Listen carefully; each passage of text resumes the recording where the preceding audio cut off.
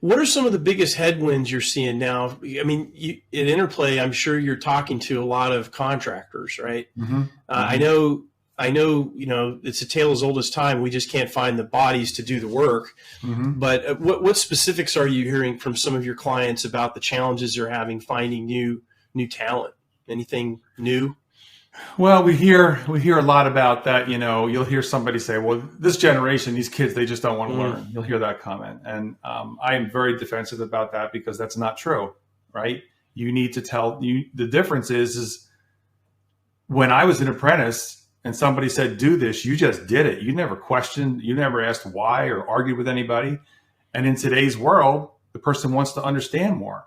Mm-hmm. So why? And I think a lot of it, like, all they do is play with their phones. Well, that's your fault. Make it clear in the beginning. This is what the policies are. This is my expectation of you, and do that right in the interview process, right? Mm-hmm. If you're gonna twiddle your phone all day instead of being engaged with the job, then maybe this isn't a good relationship. Maybe we shouldn't go there. And let your desperation to hire someone be pushed aside, and common sense come in and say, we're just not a good fit.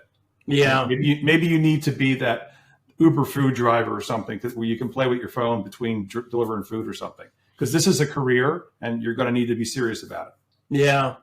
Ty Brandman, he's an HVAC instructor, and I think he's doing a podcast now, and I was talking to him about it, and his attitude towards, the younger generation use of their phone was quite interesting.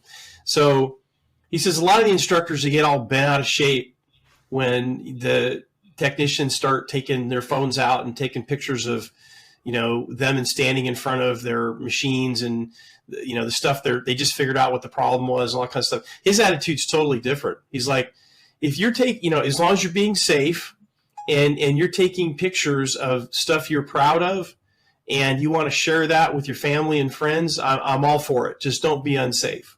And I'm like, wow, that's so good. When I taught, I had the same philosophy, only I stretched it one step further. Yeah. And that step was that, when you teach career and technical ed, every single thing that a student gets signed off on has to be done by the instructor, right? And it has to be done at industry standards. Mm-hmm. That's the wording. So I would literally have a line of people waiting to get signed off on task. And I finally just had this epiphany and said, you know what? You two right there, get your phone out, you film them, and upload the file to Google Drive, and I will grade them later. Yeah, and that exponentially increased the production of the classroom. Did they screw around a little bit? Probably. Adults screw around on a job site. What do you think? Kids are supposed to be in some kind of a glass shell? Yeah, they absolutely enjoyed it, and they worked. It increased the classroom management of the classroom. It increased the productivity. It increased the culture of the classroom because they felt more cohesive with each other.